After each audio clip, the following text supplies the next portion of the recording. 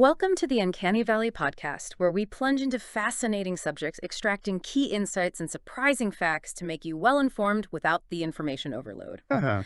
Today, we're journeying back, way back, back to the dawn of English literature, long before Shakespeare even. Yeah. We're exploring a foundational text, one that's, often spoken of, but maybe rarely truly known, the Anglo-Saxon epic poem, Beowulf. And our mission today really is to unpack a specific version, the J. Lesslie Hall translation, which you can find easily on Project Gutenberg. Okay. We're not just trying to understand the story, the monsters and heroes bit, which is thrilling, obviously. Of course. But we're also delving into how such an ancient text comes alive for a modern ear, or how Hall tried to make it come alive. And what timeless lessons it holds about courage, leadership, that sort of thing. Exactly. And the human spirit facing things that are, well, almost beyond comprehension. Deeply uncanny, you might say. That's exactly right. Get ready for, well, a tale of kings, mighty warriors, genuinely terrifying creatures. Terrifying is the word. And also those very human emotions. Pride, loyalty, and ultimately, sacrifice. It's kind of a shortcut to understanding why this nearly forgotten epic is called the first great epic of our race. It really sets the stage for so much that follows. So let's dive in. Let's do it. Okay, let's start at the beginning, the roots of this literary giant.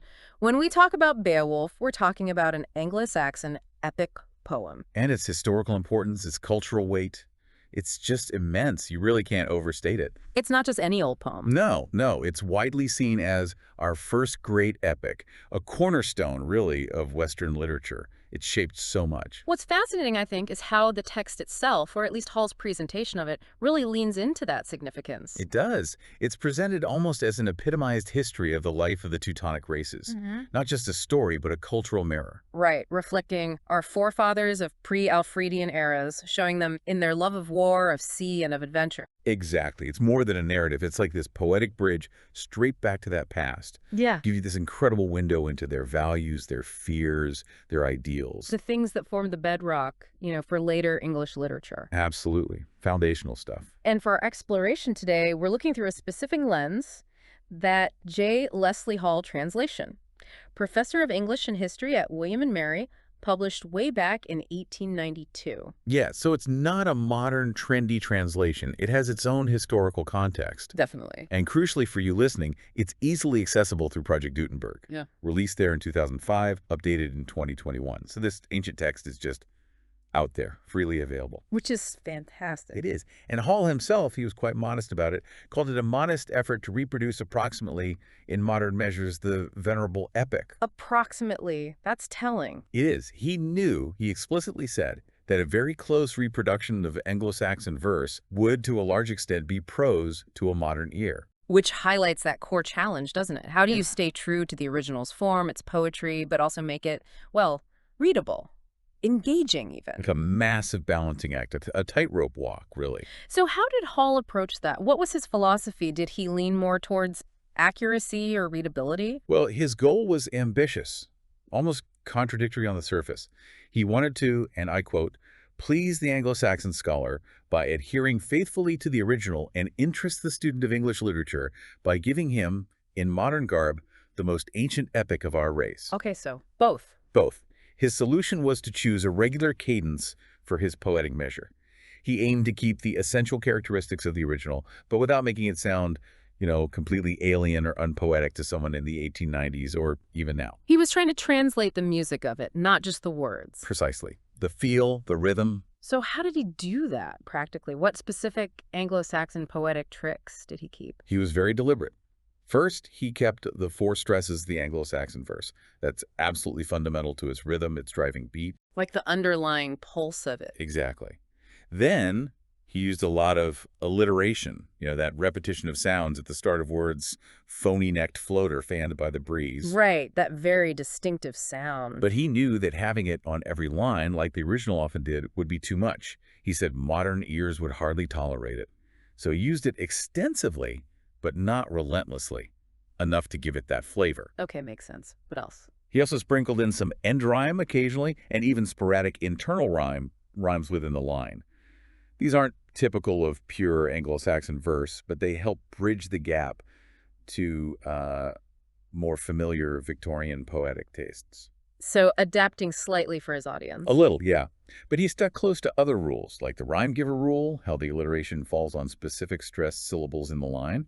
He really tried to maintain the structural integrity. It sounds incredibly meticulous, not just translating meaning, but form and sound. Oh, absolutely. And he aimed for a flavor of archaism.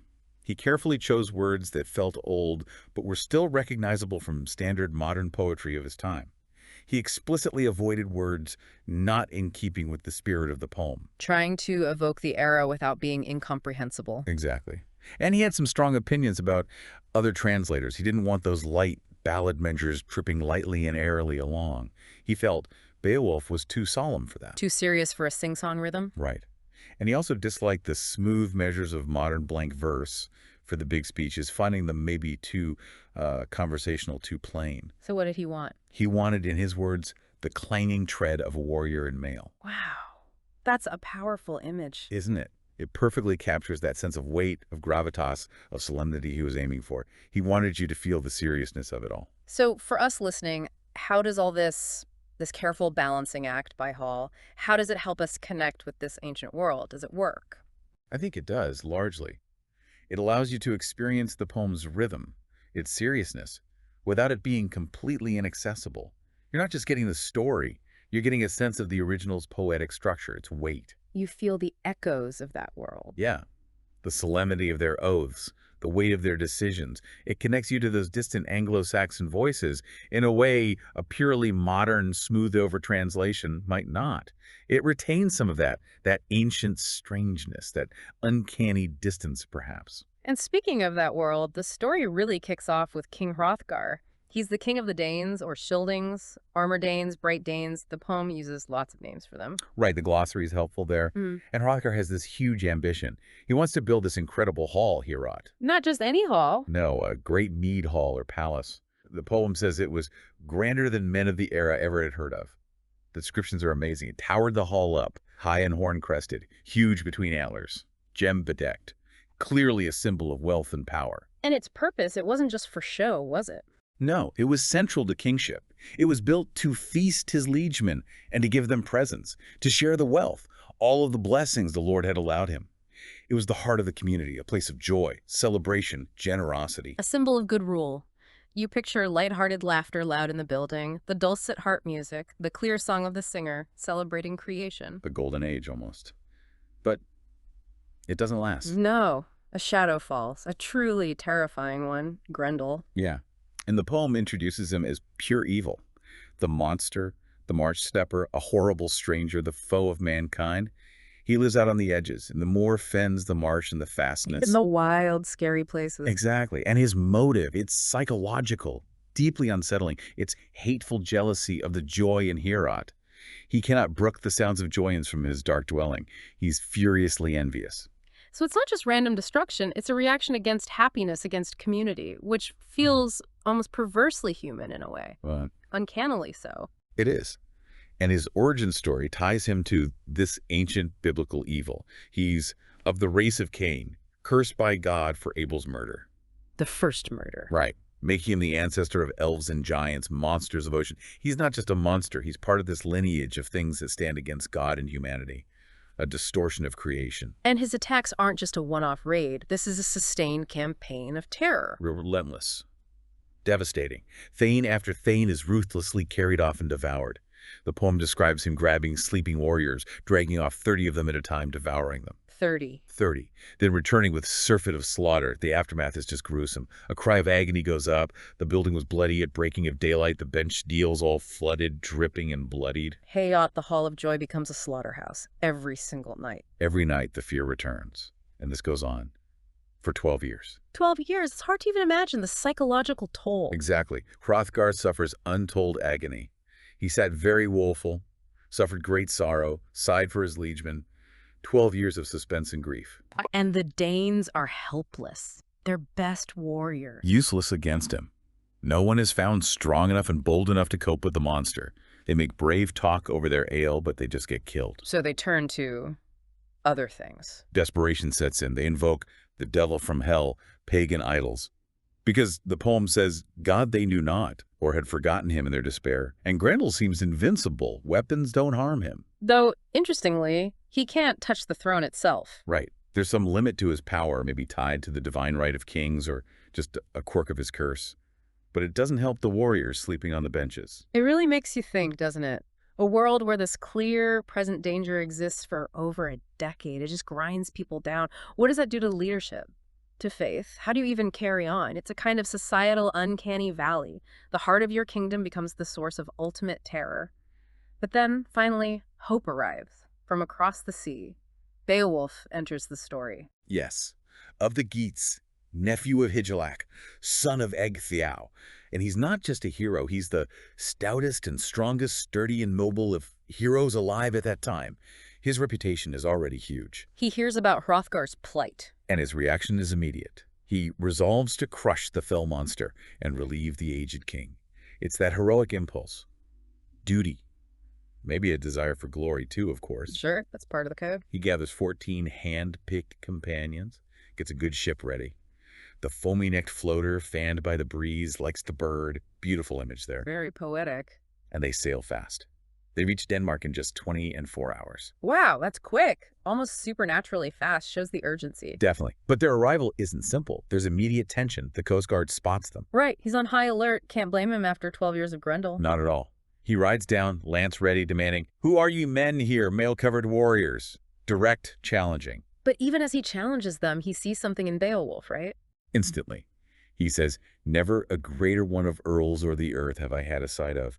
He recognizes Beowulf's sheer physical presence, his heroic bearing, even before he speaks. That innate authority. And Beowulf's response is, well, it's masterful, isn't it? Confident but respectful. Perfectly judged. He identifies himself clearly. "We are sprung from the lineage of the people of Gaetland and Hygelac's hearth friends, Beowulf hight I," then states his purpose plainly. "To the noble one bear we a weighty commission. I am able to render counsel to Hrothgar, how he may worst the destroyer." No messing about. Here's who I am. Here's why I'm here. I can help. And it works. Wulfgar, another court official, a prince of the Wendels, is impressed by Beowulf's boldness of spirit, his prowess and prudence. He vouches for them, leads them to Hrothgar. And the poem paints this picture of their arrival at the hall itself. Yeah, this great visual moment. The highway glistened. Firm and hand-locked, the war-burney glistened. The ring sword radiant rang mid the armor. You hear the sounds, see the light glinting off their mail and weapons. They stack their shields against the wall, ready but respectful. So they finally stand before Hrothgar, and the old king, he actually knows of Beowulf, or his family at least. He does. He remembers Beowulf's father, Ecgtheow. Apparently, Hrothgar helped Ecgtheow settle a deadly feud years ago. So there's a pre-existing connection, a debt almost. Adds another layer. And Hrothgar has heard the stories of Beowulf's strength.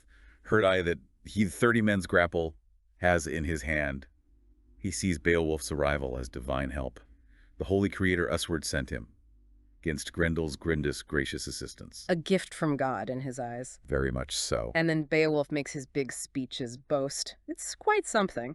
It really is. It's a formal declaration of his abilities and intentions. He lists his past victories fighting sea monsters, binding giants. "I came from the contest, when covered with gore foes I escaped from, in the waters destroying the knickers by night." Establishing his credentials as a monster slayer extraordinaire. Exactly. Then he lays out the plan for Grendel, and it's audacious. "Alone now, with Grendel I shall manage the matter." And the key part, "Only with hand grip the foe I must grapple, fight for my life." No weapons. No weapons, because Grendel uses no weapons. It's about meeting the monster on its own terms. It shows incredible confidence in his own strength, his hand strength. And he's realistic about the danger, too. He tells Hrothgar what to do if he doesn't win. Yeah, with this amazing stoicism. "Don't worry about a funeral," he says. "Grendel will just devour me. No trace left, Grim. but just semi-armor, the relic of Hrothgar, the work of Wayland, the master smith. Send that back to my king Hygelac. So he knows I died fighting." And then that incredible line. "Goes weird as she must go. Fate will unfold as it must." That acceptance of destiny, weird, is so powerful throughout the poem. Wow, quite the introduction. But it's not all smooth sailing, is it? Someone in Hrothgar's court isn't happy to see this heroic newcomer. No. Unferth, Hrothgar's courtier, maybe his spokesman or orator, and he is not impressed.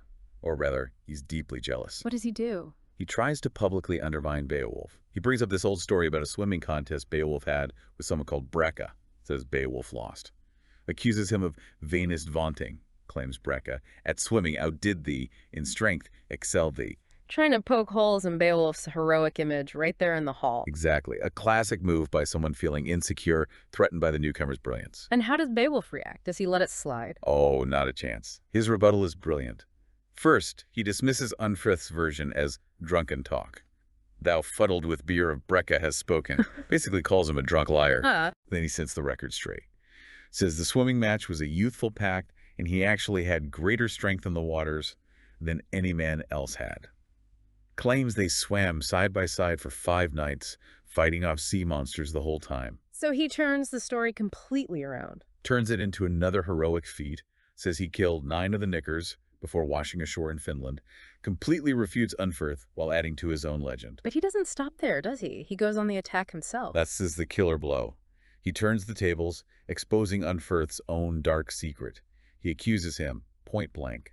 With cold-blooded cruelty thou killest thy brothers, thy nearest of kin. Whoa. Kinslaying, the ultimate crime in that society. A devastating accusation. He says Unferth will face direful damnation for it, then twists the knife. If you were as brave as you claim, Unferth, Grendel had not ravaged your land so long. Ouch. Basically saying you're a coward and a murderer, so sit down. Pretty much. And he finishes by vowing that he, Beowulf, and his Geats will face Grendel. It completely silences Unferth. And Hrothgar. Is he okay with this verbal smackdown in his hall? He seems delighted. He's described as blithesome and joyous, trusting Beowulf's bold resolution. Even Queen Wealhtheow, the picture of graciousness, offers Beowulf the ceremonial cup, thanking God for his arrival. And Beowulf reassures her. He does, vows again. Deeds I shall do of daring and prowess, or the last of my life days live in this mead-hall. Hrothgar then formally gives Beowulf command of Heorot for the night. Not to anyone else have I ever entrusted, but thee and thee only, the hall of the Danemen. A huge gesture of trust. Massive. So this whole sequence, the arrival, the challenge, the boast, the verbal duel it shows, Beowulf isn't just about brute strength. He has wit, confidence, political skill. He understands the importance of reputation and how to defend it. It establishes him as the complete package. Okay, so the stage is finally set, the boasts are made, the challenge is met. Hrothgar leaves Heorot in Beowulf's hands. Trusting in Beowulf's warlike strength and the wielder's protection, everyone else settles down to sleep, or pretends to.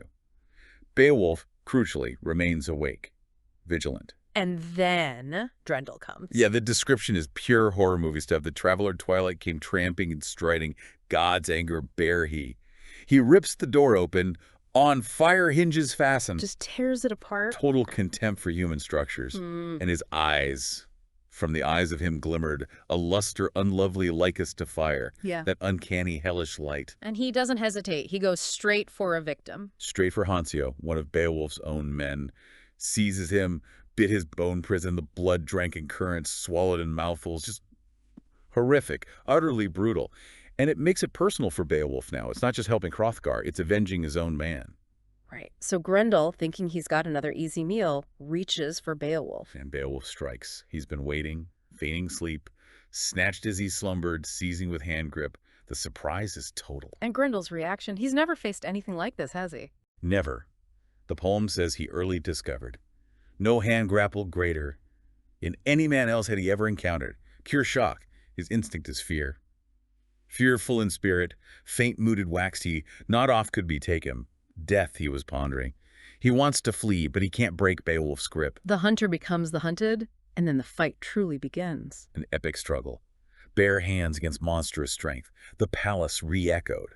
The noise, the violence, terrifies the Danes listening outside. The hall itself shakes. It's a marvelous wonder that the wine hall withstood then the bold in battle. And weapons are useless, as Beowulf knew. Completely. The text confirms it. Nor finest of weapons was willing to injure. Grendel has some kind of charm or curse against blades, so Beowulf's decision to fight hand-to-hand wasn't just brave, it was tactically necessary. Smart and strong. So how does he finally win? What's the decisive moment? With sheer unbelievable strength, Beowulf gets a lock on Grendel's arm and just rips it off, shoulder and all. Tore Grendel's shoulder from its socket. Just tears his arm up. The whole limb. His sinews were shivered, his body did burst. Grendel, howling in agony, retreats to his swampy den, sick unto death, knowing it's over. He's going home to die. And Beowulf has proof. Undeniable, gruesome proof. Oh yeah. He hangs the trophy high in Heorot, the hand suspended, the arm and the shoulder, neath great stretching hall roof. Everyone can see it. This monstrous claw nails like steel, the heathen one's handspur, claw most uncanny. Uncanny indeed. A physical symbol that the nightmare is over. It's total vindication for Beowulf, fulfilling his boast and sheer deliverance for the Danes. That raw physical victory against something so unnatural and terrifying, it's profound. It restores order, momentarily at least. Momentarily. Because the celebration, the relief, it's short-lived, isn't it? Victory has consequences. It does. Initially, there's just boundless joy. Glee runs high. Everyone's singing Beowulf's praises. He's the hero of the hour, maybe even seen as Hrothgar's potential successor. And they have a proper celebration in the newly cleansed Heorot. There's a poet, a scop, who performs. Yes, the gleeman. And interestingly, he sings about other heroes. He recounts Siegemen's mighty achievements, particularly his slaying of a great dragon. Foreshadowing Beowulf's own future, perhaps. Absolutely. But he also contrasts Siegmund with a bad king, Hermod, who brought sorrow to his people, wasn't generous. Setting up a model of good versus bad kingship, highlighting what makes a true hero king. Exactly. It's all part of reinforcing those cultural values. And Hrothgar is overflowing with gratitude, calls Beowulf bairn of my body, practically adopting him, showers him with gifts. Gold standard, banner, helmet, mail shirt, sword, 8 magnificent horses. Incredible wealth. He also rewards Beowulf's men and pays compensation, the war guild, for Hontio, the man Grendel killed, showing his royal responsibility. And Beowulf remains humble. Very. He accepts graciously, but credits God for his success. And Unferth, the guy who insulted him, he's completely silent now, humbled by Beowulf's actions. But this peace, this restored order, it's fragile. Danger hasn't entirely left this world. Not at all, because Grendel had a mother. Oh, right, the Avenger. Yes. Described as a devil-shaped woman, eager and gloomy, coming on her mournful mission, mindful of vengeance for the death of her son. She lives in this horrible, dark, underwater lair. So this isn't just another monster attack. This is driven by grief. Maternal rage. Exactly. It adds this whole new psychological layer. It's vengeance, a perverted form of love, maybe, which makes her, in a way, even more uncanny and terrifying than Grendel. She has a reason. And she strikes while Beowulf is sleeping elsewhere. Yes. Beowulf was given separate, presumably safer quarters.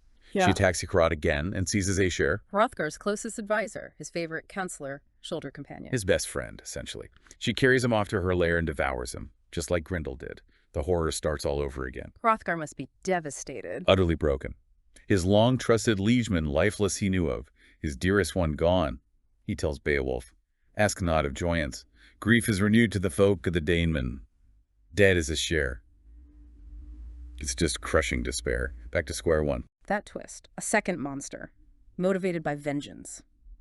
It's brilliant storytelling. It really tests Beowulf again, raises the stakes, and it asks us, what's the real cost of violence? Does it ever truly end?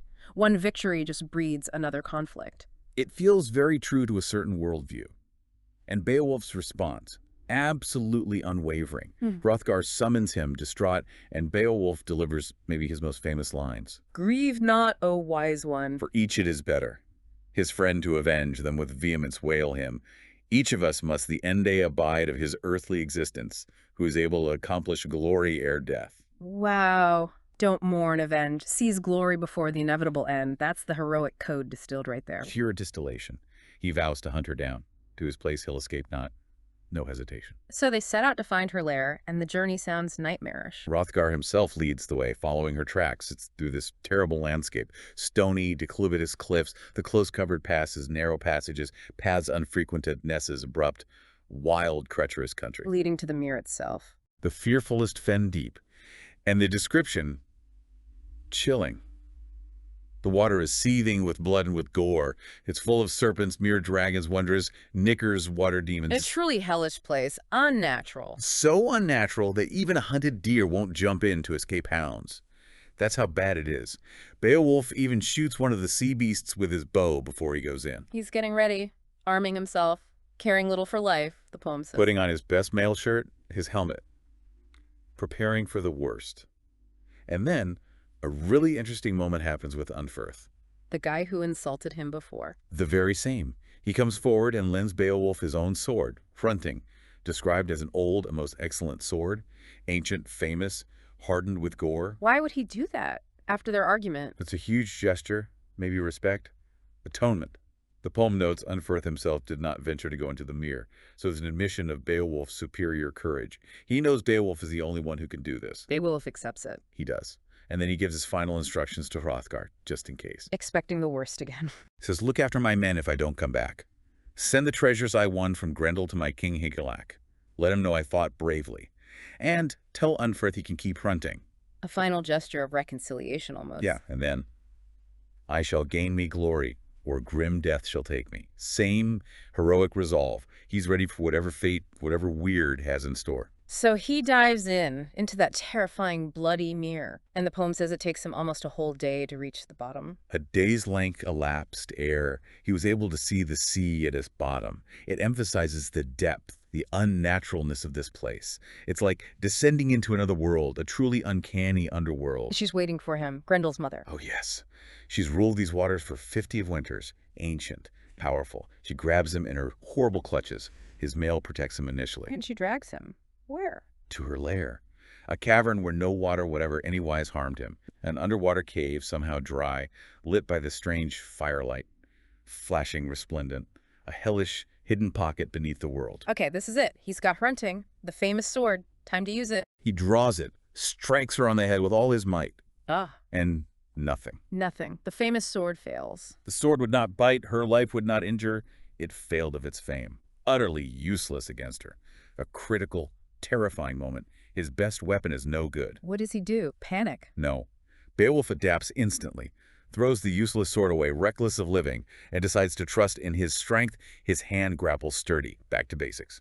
Raw strength against monstrous power. Just like with Grendel, but she fights back hard, right? He almost loses. He does. She gets him down, sits on top of him, draws her own knife, a war knife, wide-bladed, flashing, ready to kill him, avenge her son. This is it. End of the line. Almost. His woven mail shirt saves him again, deflects the blow. But the poem explicitly says it wasn't just the armor. Had God most holy not awarded the victory, easily did heaven's ruler most righteous arrange it with justice. Divine intervention. Strongly implied.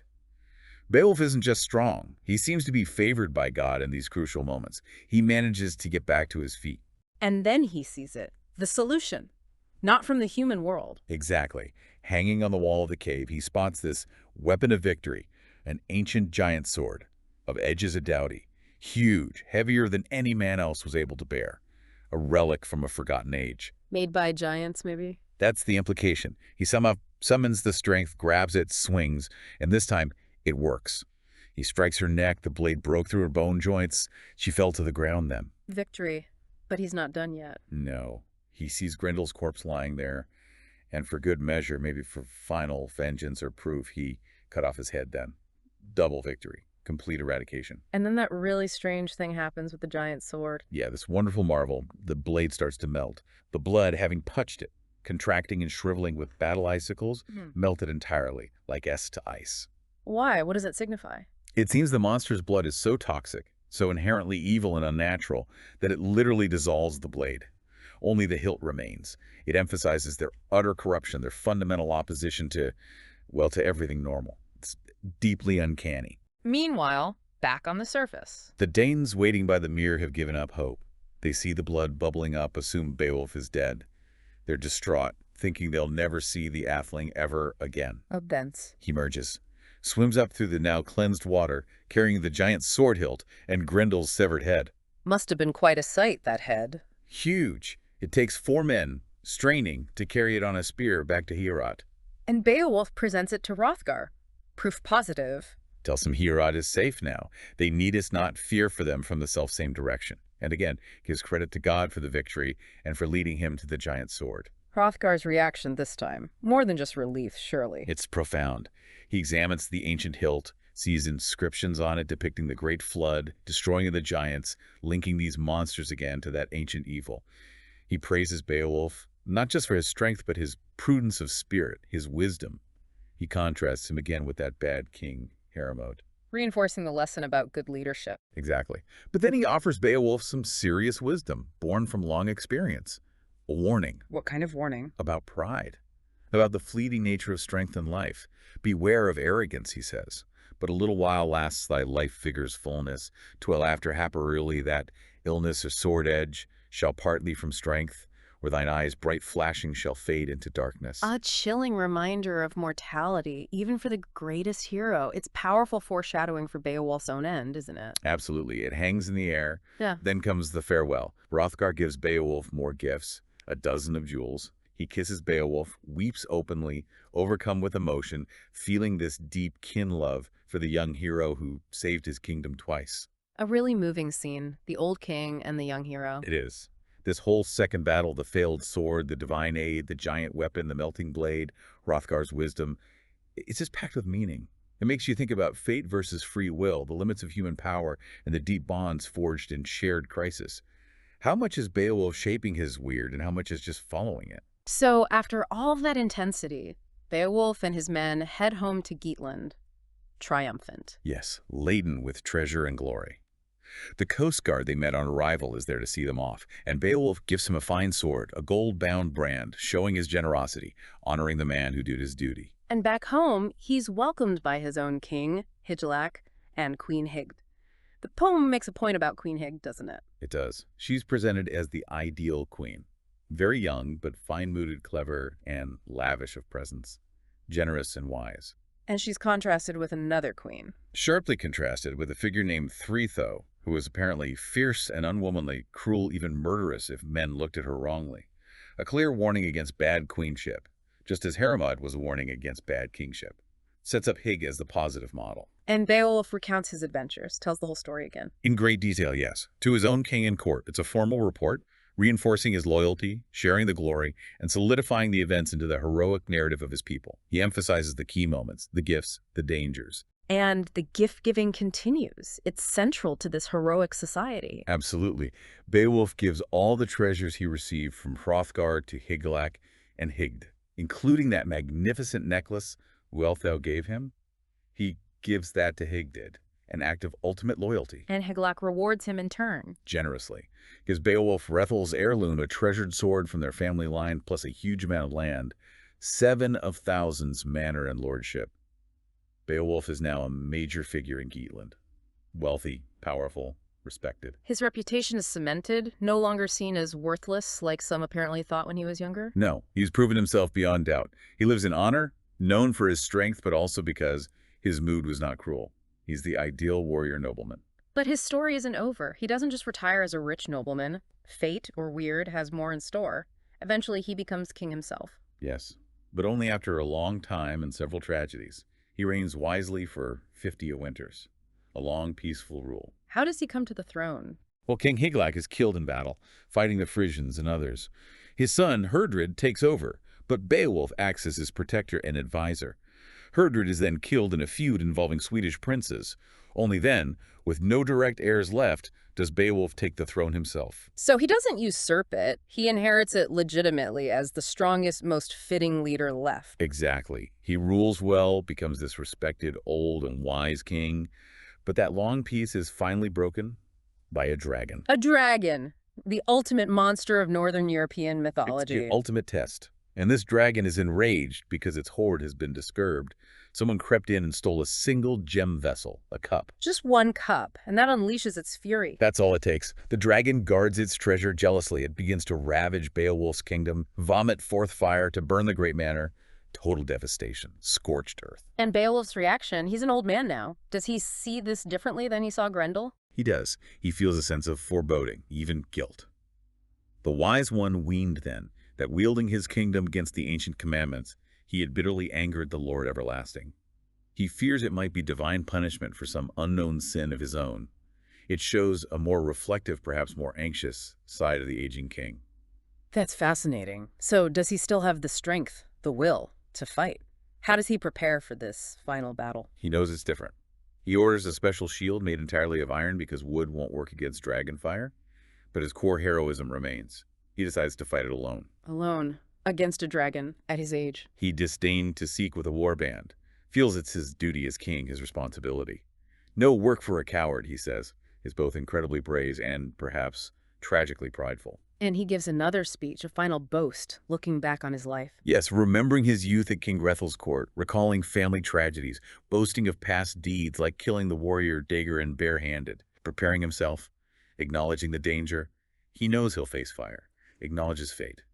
At the wall 'twill befall us as fate decreeth.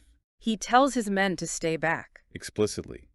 'Tis no matter of yours, but me and me only, to measure his strength with the monster might deeds to accomplish. He declares he will win the gold hoard for his people, or the battle direful death woe will drag off your ruler. It's his burden to bear alone. So he faces the dragon, shouts his challenge into the cave. Brave under helmet, his voice echoes. The dragon emerges, breathing fire, vapory war sweat. Beowulf raises his shield, draws his sword, Naegling, his famous ancestral sword. Does it work this time? Tragically, no. He strikes the dragon's scales, but Naegling failed him, naked in conflict. It snaps her, fails to bite deep enough. His trusted sword breaks in his moment of greatest need, just like Hrunting failed him against Grendel's mother. Perhaps his strength is waning, perhaps the dragon is just too powerful. And his companions, the men he told to stay back. All but one flee. They sped to the forest, seeking for safety. Cowardice in the face of terror, except for Wiglaf, Wiglaf the trustee. his young kinsman. He remembers all the gifts and favor Beowulf has shown him and his family. He cannot bear to abandon his king. He declares he would rather die than leave his lord in his dire emergency. Shouts encouragement to Beowulf and rushes in to help. Kin love can never aught in him waver. True loyalty, the heroic code embodied. Absolutely. Wiglaf joins the fight, and together they manage to wound the dragon mortally. But in the struggle, Beowulf also receives a fatal wound from the dragon's venomous bite or tusk. So, they both die. Both Beowulf and the dragon are slain. A final mutual destruction. Beowulf wins, saves his people, secures the treasure, but at the cost of his own life. A heroic sacrificial end. The grief of his people must have been immense. Inexpressible, the poem says. They built him a magnificent funeral pyre, burn his body with treasures, as was the custom. And a memorial. A great burial mound, a memorial barrow, built high on a headland, whale's nest overlooking the sea.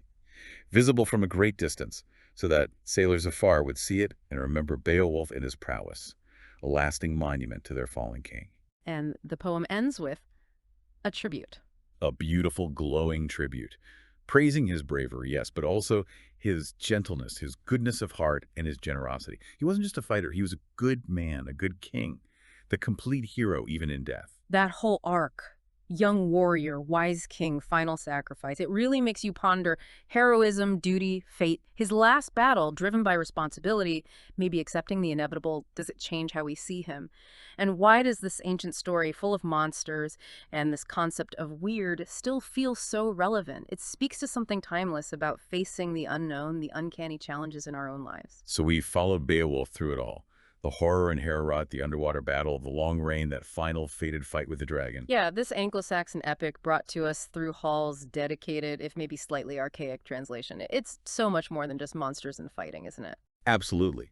It digs deep into courage, loyalty, what makes a good leader, and that constant presence of weird, of fate. It really is like that epitomized history. Hall mentioned a window into how those ancestors saw their world, their values, and maybe into those things that feel fundamentally unsettling, uncanny about existence itself. Hall hoped his translation would help make Beowulf as familiar as the Iliad. Maybe this conversation has nudged things a tiny bit in that direction for you listening. We hope so. It deserves to be known. As you think about Beowulf's journey, his triumphs, his death, here's a final thought. When do we face our own uncanny valleys? Those times when things we thought we understood become strange, unsettling, even terrifying.